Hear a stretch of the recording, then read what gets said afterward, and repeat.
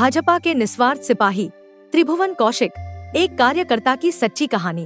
Bharatiya Janata party दुनिया की सबसे बड़ी राजनीतिक पार्टी, जिसे शिखर तक पहुंचाने में केवल बड़े नेताओं का नहीं बल्कि अनगिनत समर्पित कार्यकर्ताओं का भी अमूल्य योगदान रहा है। इन्हीं कर्मयोगियों में एक नाम है सोनीपत जिला भाजपा प्रवक्ता त्रिभुवन कौशिक, जो निस्वार्थ भाव से वर्षों से पार्टी की सेवा में जुटे हैं। 2014 में भाजपा आईटी सेल के संयोजक रहते हुए त्रिभुवन कौशिक ने टेक्नोलॉजी को जनसेवा से जोड़ा। उनकी धर्मपत्नी बबीता कौशिक आज एक कर्मठ निगम पार्षद के रूप में जनता की सेवा में लगी हुई हैं। भूपेंद्र यादव, मनोहर लाल खट्टर, ओम प्रकाश धनखड़, मोहनलाल बडौली, अनिल विज जैसे वरिष्ठ नेताओं से प्रेरणा लेकर त्रिभुवन कौशिक ने हर कार्यक्रम को एक मिशन की तरह लिया। प्रधानमंत्री मोदी के स्वच्छ भारत अभियान और एक पेड़ मां के नाम मुहिम को इन्होंने अपने जीवन का हिस्सा बना लिया। न केवल खुद पेड़ लगाए बल्कि लोगों को भी इसके लिए प्रेरित किया।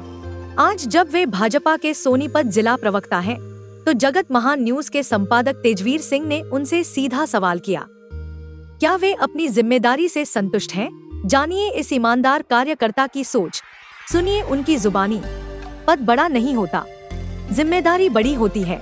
नमस्कार साथियों, आप देख रहे हैं जगत महान न्यूज और मैं हूं आपके साथ तेजवीर सिंह। साथियों, जगत महान न्यूज की टीम आज पहुंची है सोनीपत। सोनीपत में हमारे साथ मौजूद हैं भाजपा के सोनीपत जिला के प्रवक्ता त्रिभुवन कौशिक जी।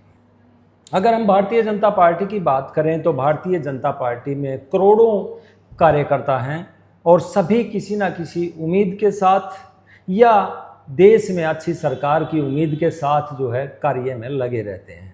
और कई बार तो ऐसा होता है कि कार्यकर्ताओं को बहुत सारी मेहनत करने के बावजूद, कई सालों की मेहनत के बावजूद सही में परिणाम नहीं मिल पाता है। लेकिन फिर भी भारतीय जनता पार्टी में ये खास बात देखने को मिलती है कि ये कार्यकर्ता निराश नहीं होते हैं। तो आज हमारे साथ मौजूद हैं त्रिभुवन कौशिक जी। ये भी एक ऐसे ही कार्यकर्ता की तरह काम करते हुए आज इस पद तक पहुंचे हैं। किसी प्रकार की निराशा नहीं हुई। 2014 में आईटी सेल के प्रमुख भी रहे हैं जिला के, लेकिन उसके बावजूद इन्हें फिर से जिला में प्रवक्ता का पद मिला है। आइए इनसे जानते हैं कि इनके मन में किसी प्रकार की टीस है या फिर अपना सौभाग्य मानते हैं। त्रिभुवन जी, सबसे पहले आपका स्वागत है। आपके दर्शकों को सबसे पहले बहुत बहुत स्वागत, नमस्कार, थैंक यू। और जैसा कि आपने कहा कि किसी तरह की कोई टीस है या कार्यकर्ता होने के नाते आपको जो पद मिला उससे संतुष्ट जी आप जी जानना चाहते हैं कि मैं संतुष्ट हूँ कि नहीं जी। देखिए, भारतीय जनता पार्टी जो कार्यकर्ता है ये मुझे लगता है कि हमेशा संतुष्ट रहता है, क्योंकि पार्टी संगठन का जो काम है नीचे से लेकर ऊपर तक उनका एक ही काम है कि अपने कार्यकर्ताओं को मोटिवेट रखना है। और आपने देखा होगा समय समय पर इतने सारे प्रोग्राम्स पार्टी के चलते रहते हैं, उसका सिर्फ एक ही रीज़न है कि अपने कार्यकर्ता को जोड़ के रखना जी, उनको मोटिवेट रखना जी। और पद मिलना ना मिलना जी, ये समय पे अपने आप मिलता है। इसमें ना तो हमारा कोई कार्यकर्ता निराश होता है और ना ही कभी हताश होता है जी। वो अपने काम में लगे रहते हैं। पार्टी जब भी मौका लगता है, सबको मौका एक बार चांस देती है कुछ ना कुछ करने के लिए, और वो करते रहते हैं। लेकिन जिस प्रकार से जिला की कार्यकारिणी का घोषणा हुई, उसके बावजूद कुछ लोगों की संतुष्टि नहीं नजर आई, परेशान नजर आए, उन्होंने स्वीकार नहीं किया पद। गोहाना में कुछ ऐसे देखने को मिला, एक दो जगह जो नॉमिनेटेड पार्षद बनाए गए उनके बारे में। नहीं, ऐसा नहीं है। हमारे यहाँ एक कहावत है, जितने भी हमारे जो बड़े नेता हैं जिनसे हमने बड़ी बातें सीखी हैं उनसे, वो ये कहते हैं कि जब भी आपको कोई भी बात हम करते हैं, कोई पद देने की बात करते हैं, कोई काम की बात करते हैं, उसको मना नहीं करना जी। वो चाहे छोटे से लेवल का काम हो चाहे बड़े लेवल का काम हो। और हर कार्यकर्ता को ये है कि मुझे ये काम करना, मुझे मिला है आज, मुझे करना है। और इसी तरह से आप देखेंगे कि सालों में 2014 में पहली बार ऐसा हुआ कि पूर्ण रूप से बीजेपी की सरकार बनी, तो वो कार्यकर्ता इतने सालों से जो लगे हुए थे, उनकी प्रेरणा जो अपने नेताओं से मिली थी उसके कारण ही मिली। और उस तब से लेकर आज तक कंटिन्यूएशन में ये चल रहा है कि भाई कोई ना कोई कार्यकर्ता छोटे से लेकर बड़े काम करते रहते हैं और वो निराश नहीं होती है। छोटी छोटी बातें हैं। कई बार क्या होता है, मान लिया मैं 30 साल से राजनीति में हूँ जी, भारतीय जनता पार्टी कार्यकर्ता हूँ, और मुझे लगता है कि नहीं, मुझे तो अब तक विधायक MP बन जाना चाहिए था। जी जी। ये सारा समय का, काम का और किस्मत का खेल है। जी ऐसा नहीं है कि मेरे ऊपर पार्टी की नज़र नहीं है, या ऐसा नहीं है किसी और के ऊपर पार्टी की नज़र नहीं है। जी सबके कार्य वो देखते रहती है, और जब भी मौका लगता है कार्यकर्ताओं को ले आते हैं आगे। और निराश कोई भी नहीं होता, जैसे ही वो काम में घुसता, वो भूल जाता है कि मेरे को कुछ और मिलना था और कुछ और मिल गया, फिर उसी काम में लग जाते हैं और रुकते नहीं फिर। जी, हमने आपको देखा 2014 के में आईटी सेल के जब आप प्रमुख थे, तो आप एक बिल्कुल शो ऑफ के बगैर जो है आईटी का काम करते हुए पार्टी को मजबूत करते रहे, और पार्टी की सरकार भी बनी उस समय पे। तो उसके बाद जो है हमने आपको मोहनलाल बडोली जी के चुनाव में और दूसरे चुनाव में भी पूरी मेहनत करते हुए देखा। हम मान के चल रहे थे कि जिस प्रकार से आपकी धर्मपत्नी बबीता जी हैं, वो पार्षद हैं, निगम पार्षद हैं, तो मेयर के चुनाव में उन्हें टिकट मिलेगा, चेयरमैन मेयर के लिए मिलेगा, लेकिन वैसा कुछ हुआ नहीं। और लेकिन अब आके आपको जो है ये प्रवक्ता का पद मिला, क्या कहेंगे इस दौरे के बारे में? पार्षद की टिकट भी ना तो हमने मांगी थी, ना हमें पता था कि हमें पार्षद की टिकट मिलेगी। मैंने बताया ना कि पार्टी का ध्यान रहता है, खुद ध्यान रहता है। उन्होंने जब इस एरिया में एक टिकट देनी थी, उन्होंने अपने आप ही हमें कॉल किया कि भाई आप आओ और आपको इलेक्शन लड़ाना है। जी, तो वो इलेक्शन हमने लड़ा और जीत गए। तो ऐसा तो नहीं था कि हमने उनसे कहा था कि मैं वो टिकट चाहिए। तो ऐसे ही कार्यकर्ताओं को कहीं से भी वो जो कार्य करते हुए दिखाई देते हैं, मेहनत करते हुए दिखाई देते हैं, पार्टी अपने आप उठा लेती है और उनको कोई ना कोई पद या टिकट जहाँ देनी हो टिकट भी देते हैं, जिताने का काम भी करते हैं। उनके साथ पूरी मेहनत से पार्टी लगती है, हर कार्यकर्ता काम करता है, इवन चीफ मिनिस्टर तक, हमारे राष्ट्रीय अध्यक्ष तक, प्रदेश अध्यक्ष तक, सारे मिलकर एकजुट होकर काम करते हैं। वो ये नहीं देखते कि मेरा पद क्या है और मुझे काम ये करना है कि नहीं करना, उस सबके पीछे लग लेते हैं, काम करा। भारतीय जनता पार्टी वैसे तो बहुत सारे काम गिनाती है, लेकिन एज ए प्रवक्ता अब आप क्या कहेंगे कि सोनीपत में क्या विशेष हुआ और प्रदेश में क्या आप बताना चाहेंगे? तीसरी बार नायब सैनी जी के नेतृत्व में, प्रदेश अध्यक्ष मोहनलाल बडोली जी के नेतृत्व में सरकार बनी है जी। उस टाइम पे ये लगता था कि प्रदेश के बहुत सारे लोगों को शायद इस बार नहीं बन पाएगी जी, लेकिन ये उनको नहीं पता था कि पार्टी का किस स्तर पर अथक प्रयास चल रहा है, किस लेवल पर ये लोग मिलकर काम कर रहे हैं, छोटे से बूथ लेवल तक पर जाकर काम कर रहे हैं। उसका रिजल्ट देखने को मिला कि तीसरी बार सरकार बनी जी। और क्यों बनी? वो पार्टी की नीतियों की वजह से। मनोहर लाल खट्टर जी ने जो नींव रखी थी, नीति और नियत के साथ जो काम उन्होंने किया था, ईमानदारी से जो काम किया था, जो कर्मठता से काम किया था, उसका रिजल्ट आज हमें देखने को मिलता है। नायब सिंह सैनी उसी रास्ते पे चल रहे हैं। मोहनलाल बडोली जी संगठन को मजबूत करने पर लगे हुए हैं, वो सरकार को देखने पर लगे हैं। तो जो तालमेल बना के चल रही है सरकार और संगठन, और जब तक ये दोनों चीज़ें साथ नहीं चलेंगी, कोई भी प्रदेश में या देश में तरक्की नहीं हो सकती। आज तरक्की की बात करें तो आपको इंफ्रास्ट्रक्चर के बारे में आप चारों तरफ देखते हैं, आप तो रोड्स पे घूमते हो, हमारे से ज़्यादा घूमते हो जी। तो सड़कों का जाल बिछा हुआ। आज आपको ये नहीं लगेगा कि भाई कहीं ना कहीं हम पीछे रह रहे हैं किसी भी देश से, किसी भी डेवलप्ड कंट्री से। आज कंपेयर करेंगे तो हम काफ़ी आगे निकल रहे हैं।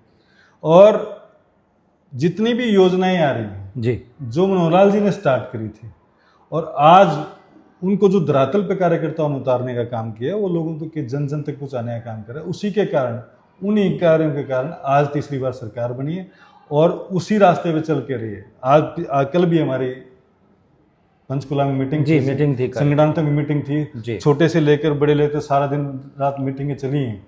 तो उसमें भी यही तैयारी करी गई है कि आगे 2029 को हमने फिर इलेक्शन जीतना है, चौथी बार सरकार बनानी है, और वो किस ढंग से बनेगी। लेकिन त्रिभुवन जी, जैसे मुख्यमंत्री मनोहर लाल खट्टर जी थे, तो उन्होंने कहा था कि चंडीगढ़ आने की ज़रूरत नहीं है, आपके काम वहीं हो जाएंगे। तो उनका जो घर था वो बिल्कुल कार्यकर्ताओं के बगैर और आम जनता वहाँ नहीं पहुँचती थी, खाली रहता था। लेकिन अब जो ये कुटीर भवन बनाया है, जैसे नायब सिंह जी ने अपने घर को घोषित किया है संत कबीर कुटीर, तो उसमें अब लोगों की भीड़ रहती है, लोगों के काम होते हैं, लोग अपने मुख्यमंत्री से मिलकर खुश होते हैं। तो ये एक दूसरे के सिक्के के दो पहलू नहीं है, नहीं, वो बिल्कुल विपरीत है। नहीं, ऐसा कोई नहीं है। एक बिल्कुल सेम ट्रैक पे दोनों एक ही विचारधारा के मेहनती और ईमानदार चीफ मिनिस्टर्स मिले हैं हमारे को।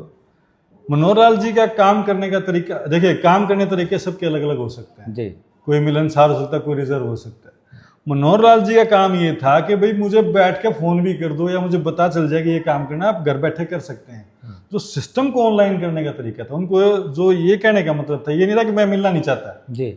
उनका कहने का मतलब ये था कि भाई मेरे को सिस्टम को ऐसा कर दूंगा, मेरे पास आने की जरूरत नहीं पड़ेगी। ऑनलाइन सिस्टम जो पूरे प्रदेश को, पहला प्रदेश ऐसा हरियाणा में कि गवर्नमेंट का हर काम ऑनलाइन है जी। हाँ, ऑनलाइन, मैं आईटी का आदमी हूँ, खुद कंप्यूटर से रिलेटेड इलेक्ट्रॉनिक्स इंजीनियर रहा हूँ जी। मुझे पता है कि ऑनलाइन किसी भी ऑफलाइन सिस्टम को ऑनलाइन करने में बहुत वक्त लगता है, और सबसे ज़्यादा वक्त लगता है लोगों को ट्रेन करने में। जी। जब हमारा यूपीआई आया था, जब आप ये सोचते थे कि पेटीएम आ गया, कैसे गरीब आदमी यूज़ करेगा, आज देखो आप गरीब आदमी उससे ज़्यादा यूज़ करता है, उसको नॉलेज है कैसे यूज़ करता है। तो वही मनोहर लाल जी का विजन था कि सारे सिस्टम को ऐसा कर दें कि हर आदमी घर बैठे अपना काम कर ले और उसको वहीं बैठे बैठे सारे काम हो जाए। हाँ, उसमें थोड़ा टाइम लग रहा है। रीज़न क्या है कि अधिकारियों को ट्रेन करना, उसमें सिस्टम में ढलना, उसमें वक्त लगता है। इसमें सिर्फ 5 साल काफ़ी नहीं। लेकिन लोग तो कहते हैं कि हमें तो फाइलों में उलझा दिया है, सारा दिन ऑफिसों के चक्कर काटते रहते हैं, फाइल लेके वो काम ही नहीं हो पाते हैं। आपका कहना ठीक है कि जब सारी चीज़ें ऑनलाइन हो जाएंगी तो भ्रष्टाचार पे लगाम लगाई जा सकती है, क्योंकि अफसरों के चक्कर नहीं काटने पड़ेंगे, उनको प्रलोभन नहीं देना पड़ेगा, घर बैठे काम होगा तो भ्रष्टाचार खत्म होगा। लेकिन जब तक ये पूरा परिपूर्ण नहीं हो जाता, तैयार नहीं हो जाता सिस्टम, तब तक तो दिक्कतें बहुत सारी आ रही हैं। मैंने बताया ना, इस काम में समय लगता है जी। और समय थोड़ा नहीं लगता। ये 5-10 साल का काम नहीं है कि 5-10 साल में हो जाएगा। इसमें और 5 साल लग सकते हैं। लोगों को ट्रेन होना, मानसिकता चेंज करना, सबसे बड़ी बात क्या है कि मेंटलिटी चेंज करना कि भाई मुझे इस काम को अपने आप करना है, मुझे देशवाल जी के पास नहीं जाना है, किसी डिपार्टमेंट में नहीं जाना, मेरा घर बैठे काम हो जाना चाहिए जी। तो उसको जब तक मैं खुद अप्लाई करके खुद अपने काम को पूरा नहीं कर लूँगा, जब तक वो काम पूरा नहीं हो सकता। और ये काम क्यों कर रहे हैं कि सारे, ताकि भ्रष्टाचार खत्म हो जाए। आज अधिकारी के पास, किसी क्लर्क के पास जाना पड़ता है, लोग शिकायतें करते हैं कि जी वो पैसे लिए बगैर काम नहीं कर रहा, ये नहीं कर रहा, वो नहीं कर रहा। जी। कोई बात नहीं, ऐसा नहीं है कि इसमें पीछे प्रॉपर्टी आईडीज में कुछ प्रॉब्लम्स आई थी तो 99% वो सारी ठीक होगी।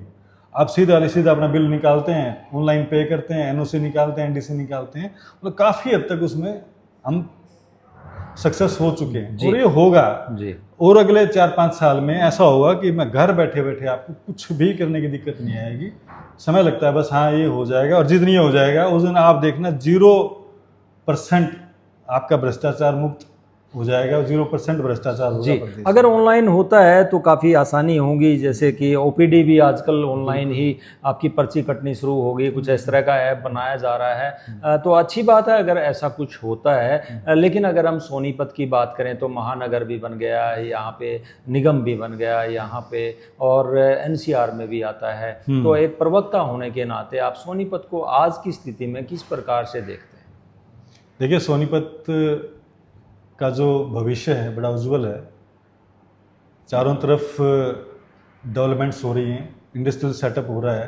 अब मारुति खरगोदा में है तो उसकी वजह से आप देखिए लैंड की कॉस्ट बहुत बढ़ गई है, लोगों की इनकम बढ़ गई है, लोगों के काम करने के सोर्सेज बढ़ते जा रहे हैं कि जब एक बड़ी फैक्ट्री लगती है उसके साथ हज़ारों फैक्ट्रियाँ लगेंगी।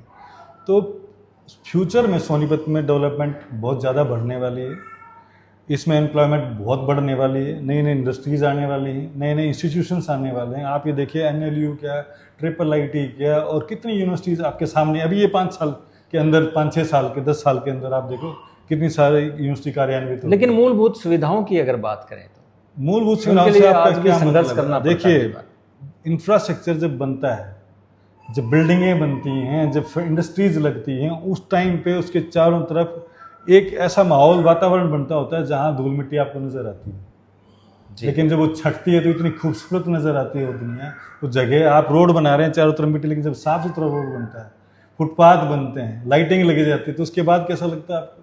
ऐसा लगता है जैसे स्वर्ग में आ गए, कितनी खूबसूरत जगह पे आ गए, नज़ारा ही चेंज हो जाता है। नहीं, आप मजे हुए कार्यकर्ता के साथ साथ मजे हुए नेता भी हैं, और किस सवाल का जवाब किस तरीके से देना आपको बखूबी आता है।